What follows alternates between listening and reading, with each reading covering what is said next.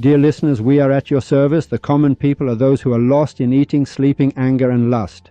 And in the end, with the one thought they have, with the one religion they have chosen, with a single mindset, they go and die. These are called the common people. It could be a doctor or it could be a construction worker. It makes no difference. But the special people are those who change themselves, change their thinking, change their perspective. The special people are those who have a drive for precise, deep understanding. The special people are those who are in pursuit of understanding. They think something is missing. They have realized that they know nothing. This is what we call the special people. The dear listeners of the Restart program are certainly among the special people because they don't turn off their radios. They listen, they are not regretful, and they don't close their minds to the world around them or to new ideas. We are at your service, our future television viewers, perhaps our current listeners. The time is 11:10, and we are going to read 3 verses from Rumi and settle the matter. In the last 3 verses of the poem where Rumi says, "So in every era, a saint is standing." Many of you asked me to post this poem on Telegram, which I will certainly do. You say, please post the poems you read on Telegram and Instagram so we can see what poem it is, so we don't forget. Thanks to the friends who promote the show and do so much else. We'll read the last 3 verses for you and then get to what's going on. Next week, we will talk about ladies and the difference between a woman and herself, not a man. Oh, you friends had written, "Sir, can you talk about ladies next week? You said it shouldn't be about men. Can you even find a man besides that beautiful one?" I said, "No, by God. But generally you can't find a woman either, except for that beautiful one. There is no difference between men and women." And a very important point will be presented to you. The poem reaches a point where he says, "These words require many examples and explanations, but I fear the delusion of the common folk may falter."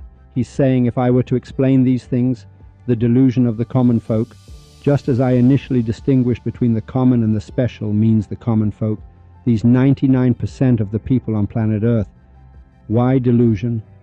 Because Sadi says, "O one who is beyond imagination, analogy, conjecture, and delusion," meaning of these 4, delusion is the peak.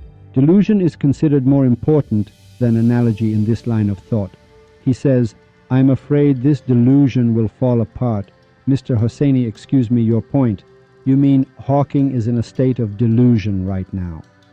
I'll refer you back to Good Night Iran, where I talked about this, and later I want to take 2 or 3 of its episodes, I mean make it 10 or 15 episodes, and talk about it here in 2 or 3 parts for you, so the matter is settled, because the rest of Good Night Iran is political, social stuff that's of no use to you. What is desired by Restart will be presented to you. Yes, there I explained that the real world and the true world are completely different. The real world says that Hosseini is talking and you are listening, while in the true world there is no Hosseini, there is no you, and there is no microphone. It's very different. Here, Mr. Hawking is in a delusion. Why? Very simply, with a very catchy one-line formula, we can understand why he's in a delusion. Why is Newton in a delusion? Now the scientists why was Aristotle in a delusion? Because Newton discovers something that is of no use to him after he dies, meaning he discovers something that only pertains to this zero-level world that exists. It's no longer relevant to that other world, meaning whatever you discover outside of your own body, what is it for? For other people. When you die, you are doing a service for people, but when you die, these things don't enter the grave with you. So this is a delusion. Which dead man has taken a television in there with him? Except for Christians who are buried in a full suit, the rest, even with shrouds, many of them are burned. Many of them are naked as the day they were born. This is what delusion means. Delusion means that everything you talk about regarding science, meaning what we call worldly knowledge or science, is all a delusion. It all goes away. Nothing goes to the other side with you. If you think something goes to the other side with you, that thing is outside of delusion. So here he pulls 2 very emotional tricks. Number 1, he considers the entire world to be common. Number 2, the delusion of the common, he says it will falter. If I explain, it will fall apart. So that our goodness does not turn to badness. What I said was nothing but selflessness, ecstasy. He's saying that, that's enough, Hajj Hosseini, stop here. We ask why. He says, because the delusion of the common will falter. Second, if you see that we said something, we said it in a state of ecstasy, we were drunk, we were high, man. In these few verses you read the signs. We weren't in the present world, we were in the drunkenness of love for that beautiful one. We didn't say anything of our own. We didn't understand what we were saying, otherwise we wouldn't have said it. Very complete. Hey you, the one who interprets the Masnavi, my beautiful one. When you call someone a poet, my dear Khan, my beautiful one, you jackass. I said jackass because I wasn't supposed to curse, but I did. I haven't cursed yet in this first minute. I'm kidding, it makes no difference. I'm a jackass too. If I don't understand something, the name doesn't matter. It's jackass. What does jackass mean? A jackass is something that eats, sleeps, has kids, and dies. Jackass means I'm a jackass too if I don't understand. I'm a jackass, I'm no different. We're interpreting. What are we interpreting? He says, if you see me in this state, he says, I am not a poet, and I am in a state of ecstasy. I am drunk. I see a beautiful one sitting in front of me. I scream, I faint, and I speak while fainting, and others are writing it down for future generations. So I am afraid to speak because the delusion of the common will fall apart. That's 2 verses. I haven't interpreted these 2 verses yet. I've only explained them. Don't say tomorrow that I interpreted them. No, I haven't interpreted them yet. The 3rd verse, this last verse, Rumi pulls a low blow. He pulls a low blow. He says something that, by God, if he had used a vile curse, one wouldn't be as ashamed. He says something that just can't be dealt with. For a crooked foot, a crooked shoe is better. For the beggar, his station is at the door. He's saying for a crooked foot, you have to put a crooked shoe on it. These 99% of the world's people have crooked feet. You can't make crookedness straight, can't be fixed. If you give them a straight shoe, it won't fit their foot. They have a problem. This foot of theirs cannot walk on the straight path. That's what he means. The straight line. You know, like when you're drunk and the cops make you walk a line, does the line have a valley? He's saying, did you know back then that these cops would have to do this? He draws a straight line and says, walk straight. You can't walk straight, you fall, you stumble. He's saying this foot is crooked. No matter how much I explain the straight path, it won't go straight. Its foot is always crooked. Mr. Hosseini, whatever path we put him on, he veers off somewhere else. He keeps going astray.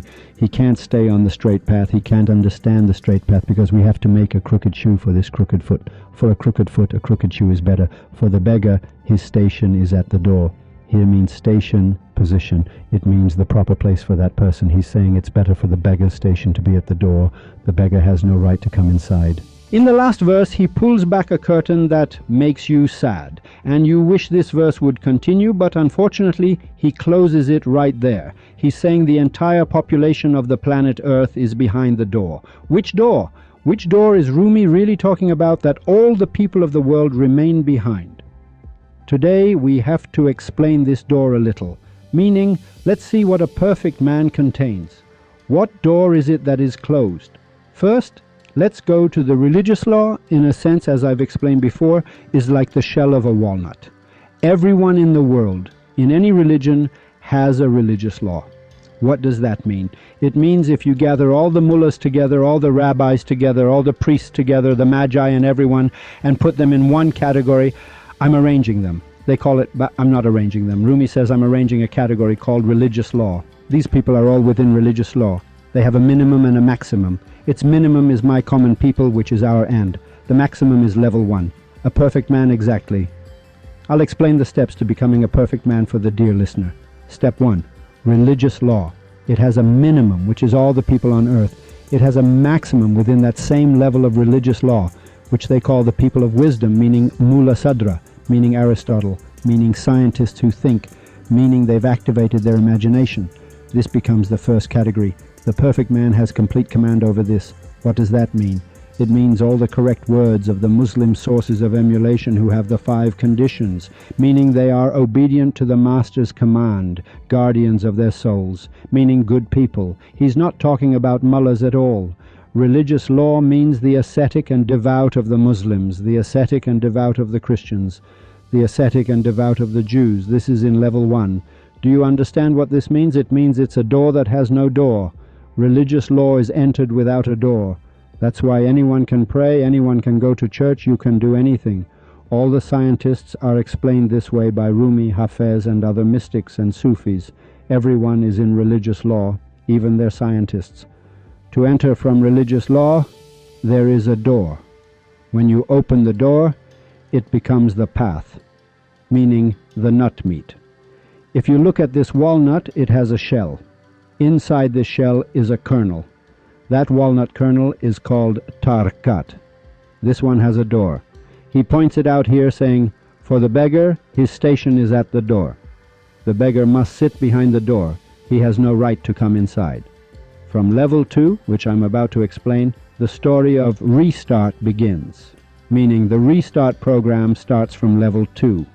This means if you are in level 1 in religious law, even if you become a Mullah Sadra, if you become an Aristotle, if you become a great man in the history of thought and philosophy, you will still never enter level 2.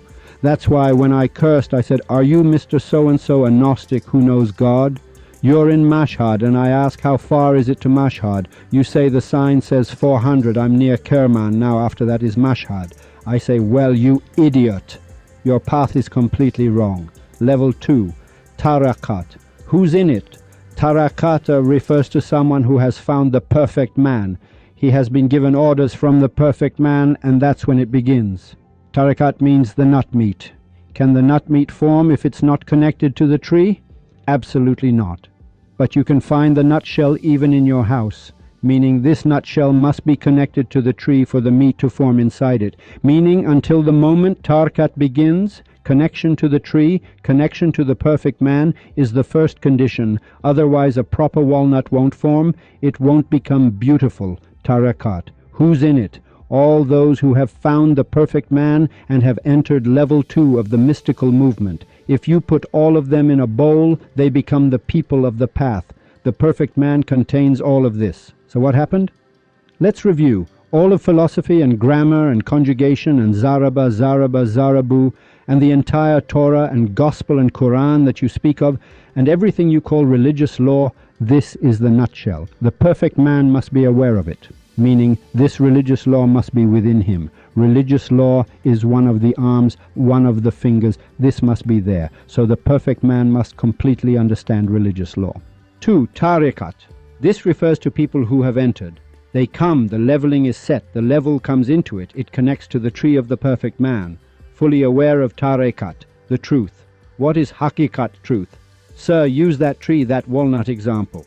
Haqiqat truth means the vitamins of the walnut. If you eat the shell, with the shell, will something happen to you? Nothing will happen. They'll take you to the hospital and cut open your stomach. Why do you pick the walnut? You pick it, you crack its shell, you take out the meat and eat it, meaning you eat its Tariqat.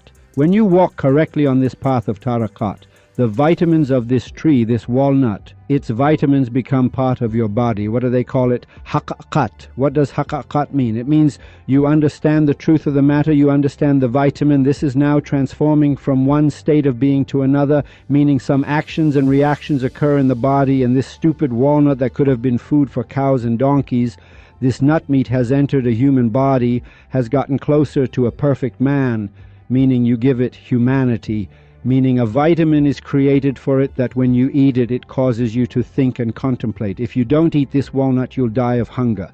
You eat this so its vitamins enter your body so you can go and understand the next stage, meaning to give you fresh energy to understand something. So you know religious law, you know Tariqat, and you understand Haqiqat.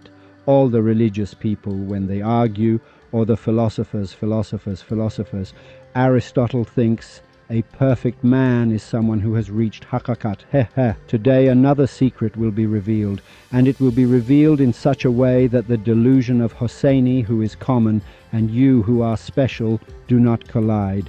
These people think that religious law means prayer and fasting and khums and zakat and such, and Tariqat means the path and so on, and Haqiqat is what the perfect man is. They say whoever reaches Haqiqat is a perfect man. And unfortunately, Rumi, Sadi, Hafez say, my words are these. This is just a joke. Who reaches Haqiqat, the initial stages of Hafez? This is not a perfect man at all. A perfect man who is full in religious law, full in Tariqat, and full in Haqiqat is still not a perfect man. He's a Hafez. He has just reached the stage of Hafez. He has understood Haqiqat. He says, last night I saw the angels knocking at the tavern door. They shaped the clay of Adam and poured it into the cup. He has seen the truth, meaning he has seen, meaning he has eaten the vitamins of this walnut. Do you know what that means? You don't know. Hafez struggled for 40 years. In mysticism, we have a few people in its history that when they enter, meaning when their restart story gets a jolt, their perfect man story gets a jolt, some in a single day. Many have understood now, well, not many, I don't want to explain, many have figured a lot out in just these few months. Some people's perfect man story gets a jolt, some understand in one day, meaning they find the perfect man. Some in 10 days, some in 6 months, some in a year. The person who has taken the longest for this matter so far, meaning that beautiful one made love to him, kept messing with him, played the rogue with him, is Hafez. It took 40 years, 35, 40 years. Rumi has a story. He says a person came to the door of a Sufi's house. A Sufi means around Sufism. A Sufi means a prophet. A Sufi means Shams Tabrizi. I repeat so you know that Shams Tabrizi is a prophet, not a Sufi. Sufism means the perfect man. He says he came to the door of the house and knocked. From behind the door the Sufi said, "Who is it?" It was our Sufi. He told the Sufi woman, "Ask who is at the door." He said, "It is I." "My dear." The Sufi woman turned to him and said, "He says, it is I." He said, "Tell him to go away and come back later." 10 years passed. After 10 years he came and knocked. He asked, "Who is it?" He said, "It is you." He said, "Come in." "Here there is only me. There is no one else." Hafez did the same thing. He made mistakes too. "I will not cease my search until my desire is fulfilled. Either my body reaches the beloved or my soul departs my body." The perfect man said, Oh, you're blustering? You won't cease your search? You think you'll find me on your own? Go on, keep searching. You won't cease your search until your desire is fulfilled? This isn't a game of chasing rosy cheeks, Mr. Hafez. Here, we buy broken hearts and tired bodies. You won't cease your search? One verse saved Hafez. After 35 years, one verse saved Hafez. He found the perfect man. I'll read you the verse now so we can enjoy it. He says, "Before this, your thoughts were more of lovers. Your affection for us was famous throughout the world. I remember those nights' conversations with sweet-lipped ones. The topic was the secret of love and the mention of the circle of lovers. I explained the illusion of remembrance in part 1 of Restart, and we'll have to explain it again later. Before this green ceiling and azure arch were raised, the vista of my eye and the beloved's eyebrow were an arch. Shadow." This verse saved him. If the beloved's shadow fell upon the lover, so what? The beloved means that beautiful one. Everyone thinks the lover. Everyone considers the lover to be the man and the beloved to be the woman, or whatever they think. If the beloved's shadow fell upon the lover, so what? We were in need of him. He was yearning for us. The perfect human said, "Yes, this is it. If I don't want you, what are you? Even if you find me, it is our love for you, beautiful one. We love you, not that you fall in love. You can't find it. With blustering and kicking and crying, even when you cry, it's us putting pressure on you. 700 years past, it's been broadcast for a year, a state, a child of Iran. If the beloved's shadow fell upon the lover, so what? We were in need of him. He was yearning for us. If you see that I did not cease my search until my desire was fulfilled, it was because he was yearning for us. He gave us that state. Otherwise, go and search. You won't find him." At the king's door, a beggar made a subtle point. He said, "At every table I sat, God was the provider." Look at this now. Right now, this one verse. I don't know, for God's sake, I don't know, if I say this now, you'll sit on state TV, you'll sit here and there, blustering, talking bullshit, and it really pisses a person off. What do you understand from this poem right now, for Husseini's sake? I'll read one verse now. What do you get from it? I have 40 verses of the Masnavi memorized. Here, guys, it requires vision. I'll write it down and bring it. I'll even try at home. You've sat here for me with Hafez and the Masnavi. What do you understand? From this, what do you understand? At the king's door, a beggar made a subtle point. He said, "At every table I sat, God was the provider." Do you know what provider means, dear listener? We say God is the provider, and by that we've destroyed God. We've thrown him up there on a universal joint. We've brought God down. What does provider mean? It means me, God. Providing implies a distance exists between me and God. What does providing mean? It means someone gives sustenance to someone else. A mommy gives food to her child. A daddy gives money, food to his child. When you say God is the provider, it means there is a distance between me and God through which he gives me something. But when you become a drop in the ocean, meaning you yourself are the ocean, then the drop has no distance from the ocean for it to be given food. When the perfect man becomes annihilated in God, it means he is in God and all of him is God. The perfect man can't even go to hell, because if he were to go to hell, he'd have to take God himself into hell. From this, all the data falls apart. God is generous. God is merciful. No, sir. In the name of Allah, the most gracious, the most merciful. This means the perfect man is the provider. The perfect man is the gracious. He put billions upon billions of universes in the name of one beautiful one to show what the power of God is. He says, I gave the deed to everything to this one, so you understand who I am. Everything. God cannot be the provider. As soon as God is the provider, you've destroyed God. God doesn't give anything. Whatever you think about God, Saadi says, O one beyond imagination. You imagine God is the provider, and conjecture. You conjecture God is the provider. Analogy. You make an analogy, you think you are poor, so God is the provider. This is analogy. O one beyond imagination, analogy, conjecture, and delusion, and beyond all that we have said, read, and heard. Meaning, say nothing about God. Zip it with God. Don't say God, don't say strain. Now he says, I'm sensitive, don't mention God's name. I'm sensitive. Strangely, he goes on a TV program. We don't know God by the name of God. No, nothing. The whole world, don't think just Iran, the whole world is like this. The delusion of the common will falter. If Rumi speaks, he says, I'm afraid to speak, it will falter. They'll kill us, man, they'll kill us. Did they not kill? Did they kill only a few? Did they not saw Zechariah in half inside a tree? What the hell is God is the greatest? Greater than what? Greater from where? In relation to what? Albert Einstein's relativity belongs to this planet Earth. When you die, there is no relativity. He says it himself, because when you die, you move at the speed of light, time is removed.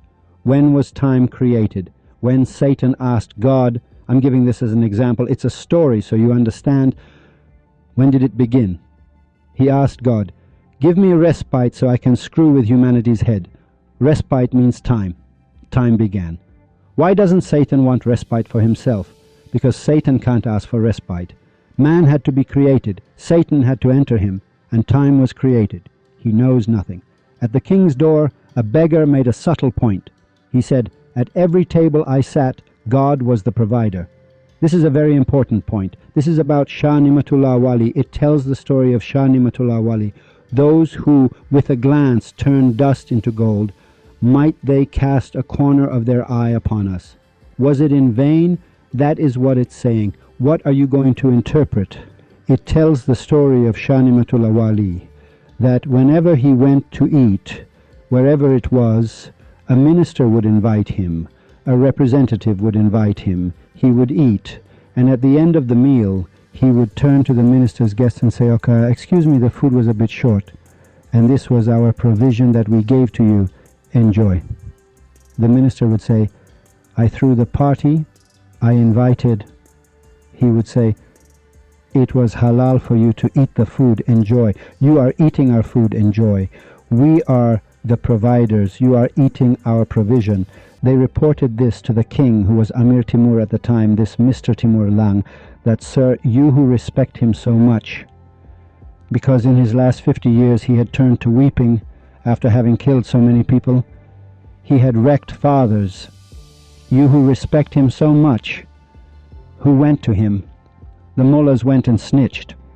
They said, sir, you who respect him so much wherever he eats, he says, this is our provision. Eat halal sustenance with us. Timur the Lame turned to one of his ministers, his advisors, and said, sir, go take a sheep. Kick anyone you see in the nose, take the sheep by force. Bring it, roast it, and next week we'll invite Shah Ni'matullah Wali. They invited him. As you wish. With that sheep they had taken by force, they brought it and put it on a platter. As he was eating, just as others have recounted, he said, "Friends, this food is halal. Eat from this provision of ours." Amir Timur said, "Excuse me, may we ask a question?" He said, "Please." He said, "Do you know if this food is halal?" He said, "Yes, the food is ours." When you ask if it's halal, he said, "Is this food yours?" He said, "Yes." He said, "I've heard that wherever you sit, you say, 'This food is ours.' You ate. Wherever you eat, you say, 'This is your food?'" He said, "Yes, and it's the same right now." He said, "Call the executioner, call the advisor, look at the advisor." And he said, "Where did you find the sheep? What is this subject? What is this subject? What is this subject? What is this subject?" This story is so we understand the point. This verse is talking about that. So within the perfect man, who is your religious law? My beautiful one. Whatever your religion is, he has chewed up all your books. They are inside him. All the books your good people talk about. Not these priests, the priest, that pope at the top, whatever he understands, has read, has a library. That is religious law. What else is in him? Tariqat. What else is in him? Haqiqat. From here it goes to the next level. You are not yet a perfect man if you have these three. You're just a hafez, just the beginning of being a hafez. You're not yet a perfect man. You must have one more thing to be a perfect man. What is that thing? Good words. Mr. Hosseini, excuse me. This religious law, that's words, isn't it? He says good words. No, it's very different. What do good words mean? It means he speaks nothing but good.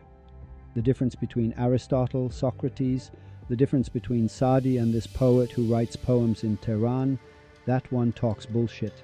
Saadi doesn't. Good words means a person reaches a degree after Haqiqat where he says nothing but good. Good words means that he cannot speak anything but good. It's not possible. Meaning good words means he doesn't say things like Aristotle did, that the earth doesn't revolve around the sun revolves around us. He doesn't say that bullshit. Man, you read Saadi drop by drop, you won't find it. Let's set aside formal education after good words. What? Sir, it is good thoughts. Now Zoroastrians say good thoughts. This is the next level. Meaning, if a person reaches religious law, puts all the mullahs and rabbis and clerics in his pocket, falls into Tariqat, finds the perfect man, moves forward for 20, 30 years, then he moves forward for 5, 10 years because it's not transferable, it's given. Love is something that arrives, not something that is learned. After this, he passes the stage, he reaches Haqiqat, then after Haqiqat he reaches good words, then after good words he gets to good thoughts. What do good thoughts mean? It means in his thoughts, even when he's asleep, he doesn't think, hey, these thieves, and what if this guy wants to kill me? He doesn't seek retribution anymore. He doesn't judge with his imagination, with his thoughts, just calmly. It doesn't enter his mind. Do you know? Without him, for not even a second does it enter his mind that maybe you want to pick his pocket. Maybe you're a son of a bitch. Maybe you did that. Maybe your wife is bad. Maybe your child is bad. Maybe your father is bad. Maybe so-and-so is bad. Until he sees it, he doesn't accept it. What do good thoughts mean? Good thoughts.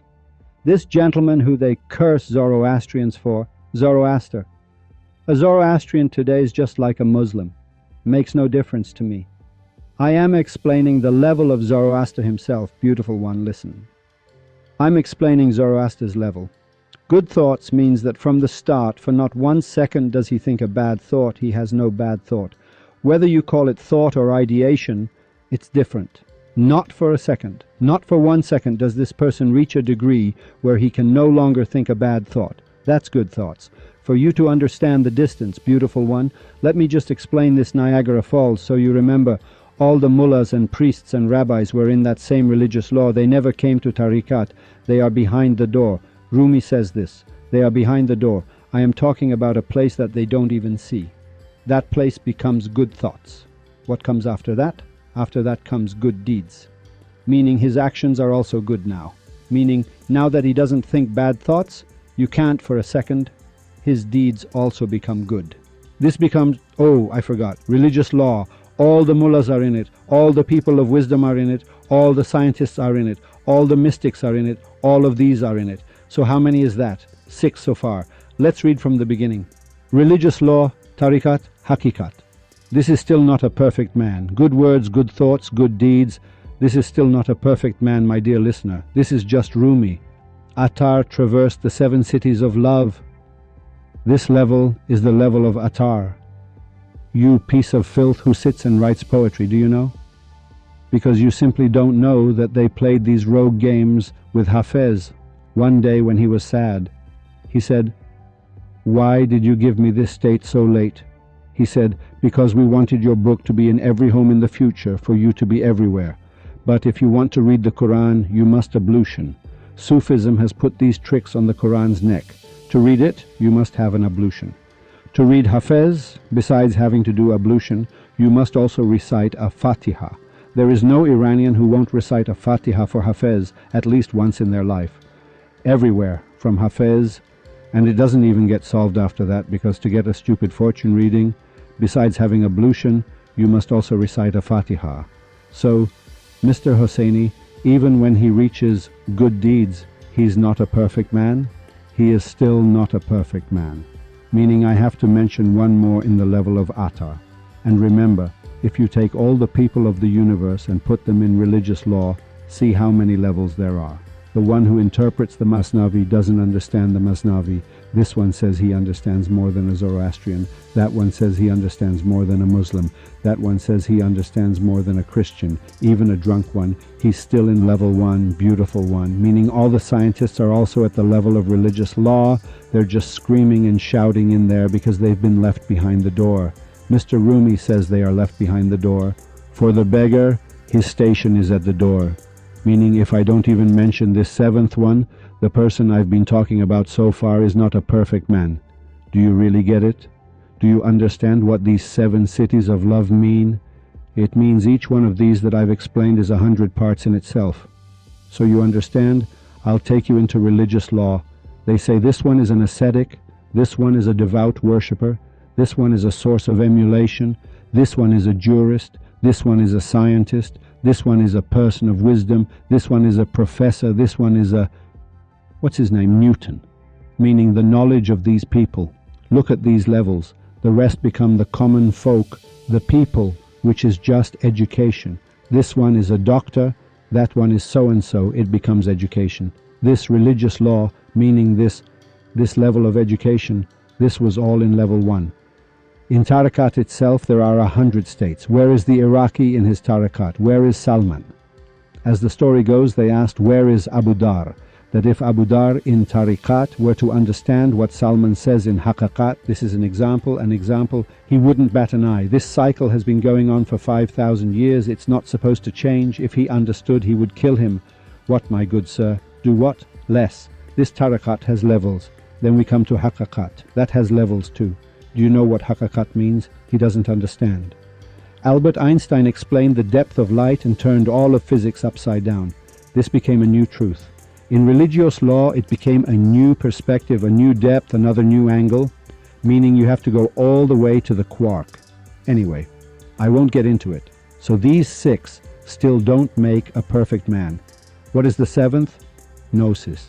Marifat. Do you know what Marifat means? Okay. I'll explain it to you so you know, though we still haven't finished its 2 verses. Marifat means that he knows God and knows what God wants.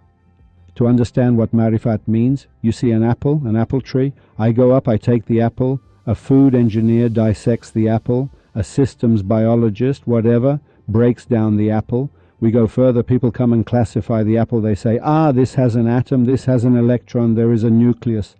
We go to more advanced scientists. They say, yeah, sir, this is a quark. It's particle by particle. Here it loses its property, here it doesn't.